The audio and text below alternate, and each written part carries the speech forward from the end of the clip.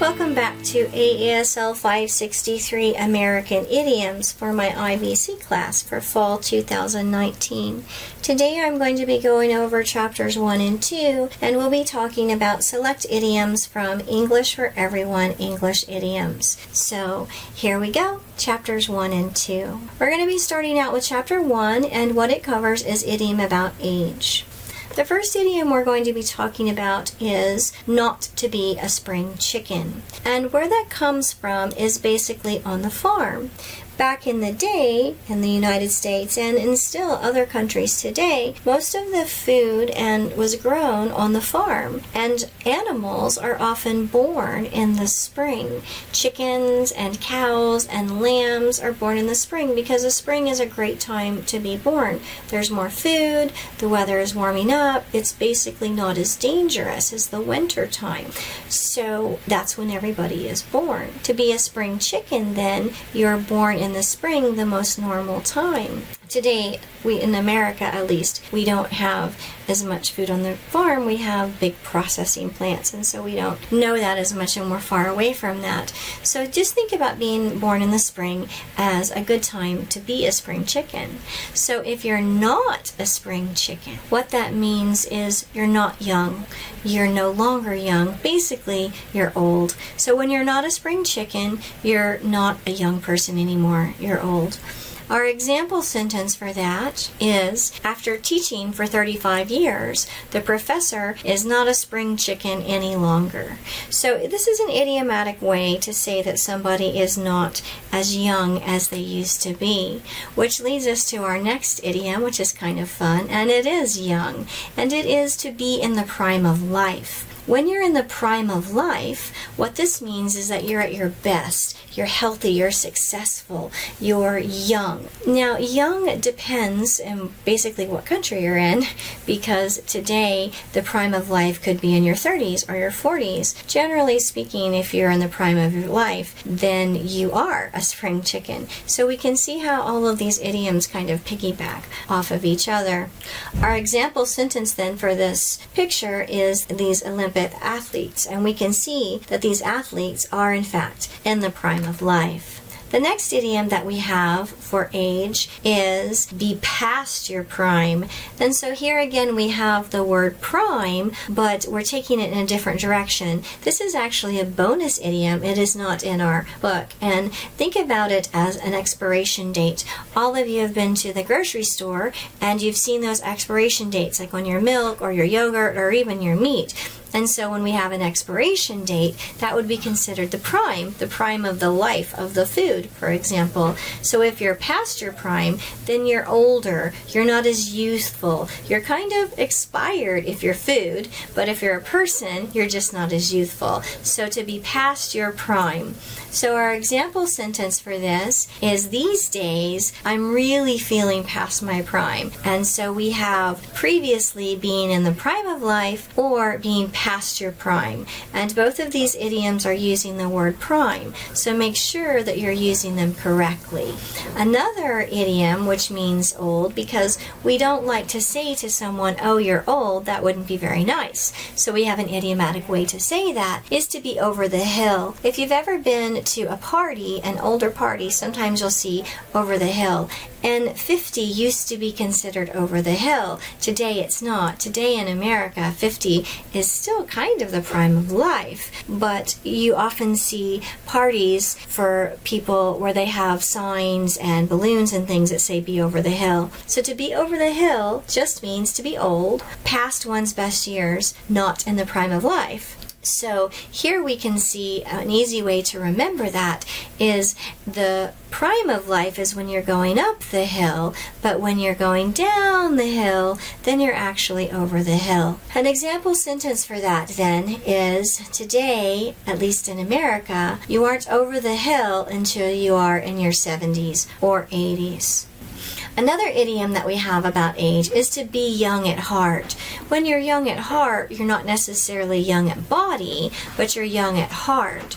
And what that means is you have youthful actions, even if you're older in age. So we can see there's different kinds of age. There's physical age, but then there's also maybe mental age. So here we have kind of a mental age. And in our picture here, we have an elderly gentleman playing a video game, and video games are generally considered a young man's sport. Playing video games helps me stay young at heart is my example sentence. That wraps up our idioms for age, and we can see that we have quite a few good idioms for that.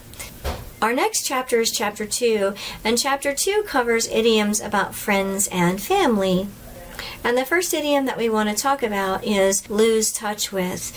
Lose touch with is kind of a negative idiom in that it means to no longer be in contact with someone.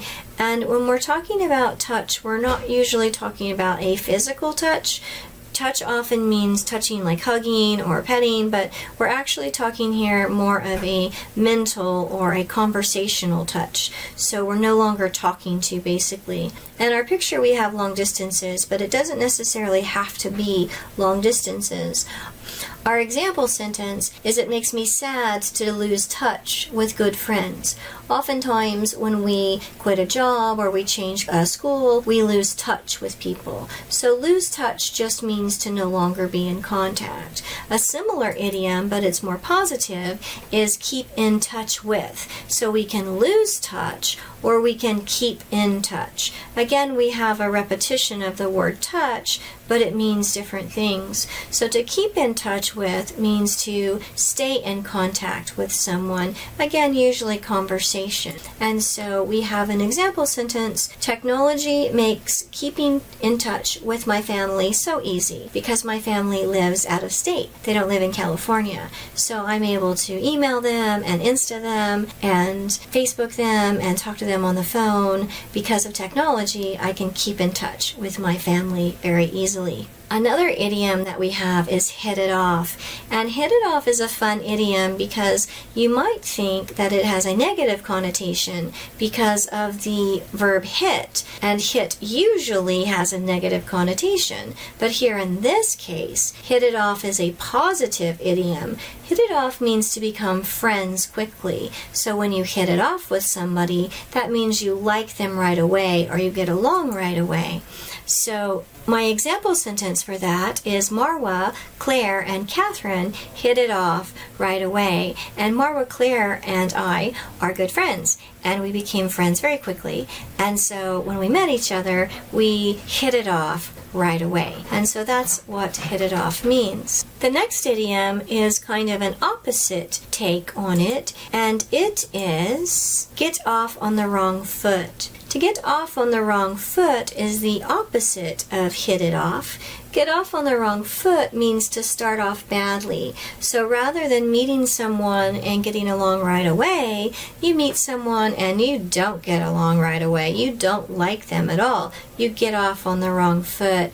And this is a fun idiom. There's lots of places this could possibly come from.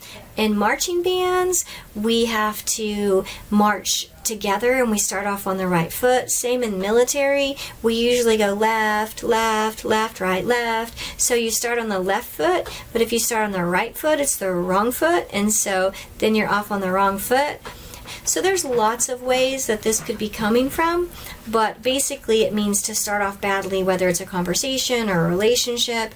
And our example sentence for this means, or says, I got off on the wrong foot with the professor when I was late to class. So get off on the wrong foot is the opposite of hit it off. We're going to change tactics just a little bit here, and our next idiom is fair weather friend.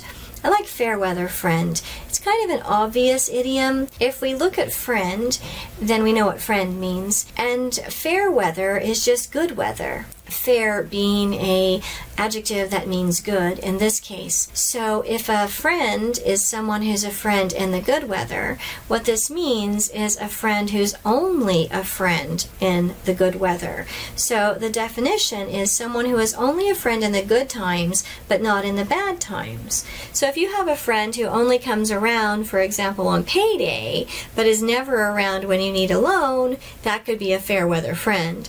A fair weather friend is somebody who's never there for you when you need help. That is a fair weather friend. Who is only around when you're happy but never when you're sad. That would be a fair weather friend. Here is an example sentence. Sometimes people you love actually turn out to be fair weather friends. So that's our example for fair weather friends. Opposite of fair weather friends, which is somebody who's basically just around for the good times, we have another idiom, soulmate. A soulmate, even though it's just a kind of a one word, it's kind of a one word idiom. It's more like a idiomatic phrase or idiomatic word, actually. Most of you have probably heard of soulmate before because the American movies are always talking about a soulmate. And usually when we think about a soulmate, we think about a love, a romantic love interest. But actually a soulmate can be a perfect connection with somebody both in friendship or love. It basically just means someone who is really connected to you on many areas of your life. And it's kind of the opposite of a fair weather friend, which is why I picked it to talk about in this video. So on the one hand, we have the fair weather friend who is only there in the good times. And on the other hand, we have a soulmate who is there as a true connection and somebody who knows you at your deepest level. And so our example sentence for that is, soulmates are not always lovers. They can be friends too. So a soulmate can be either someone that you're romantically involved with or someone that's just a really good friend. It could be somebody of the opposite sex or somebody of the same sex. Soulmate just means it's a really, really good connection, someone who kind of connects with you at a soul level. So with that, we have lots of idioms in this video. With study, you will soon learn all these idioms by heart, which is another idiom. I hope you enjoyed the idioms. I'll see you next time. Have a great day, everybody.